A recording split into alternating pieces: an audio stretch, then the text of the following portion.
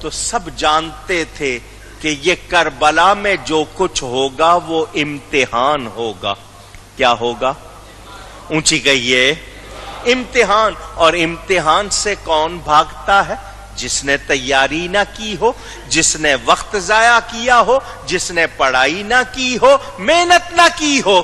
اور جس نے تیاری کی ہو وہ چاہتا ہے کہ جلد امتحان ہو، میری قابلیت دوسروں پہ ظاہر ہو، مجھے انعام و اعزاز ملے اور میری قابلیت کا لوگوں کو پتہ چلے. امام عالی مقام کا امتحان ہو رہا ہے اور وہ اگر اس سے بھاگیں یا کسی کمزوری کا مظاہرہ کرے تو یہ مزے کی بات نہیں ہے. اللہ تعالی امتحان کرتا ہے، ہر ایک کا امتحان اس کی قابلیت اور صلاحیت کے مطابق ہوتا ہے.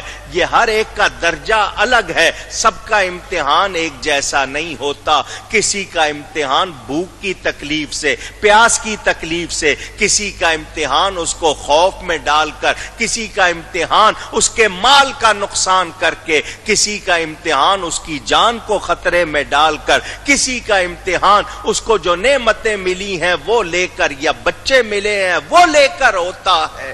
یہ امتحان کے وہ شعبے ہیں جو قرآن میں بیان ہوئے ہیں. اللہ فرماتا ہے وَبَشِّرِ الصَّابِرِينَ، اور خوشخبری ہے صبر کرنے والوں کے لیے. کیوں کہ صبر کرنا کیا مطلب؟ کہ اللہ کی رضا پر راضی رہنا، زبان پر کلمہ شکایت نہ لانا اور اس کے لیے شور نہ بچانا، بلکہ یہ کہنا کہ جو اللہ کی رضا ہے وہی ہماری رضا.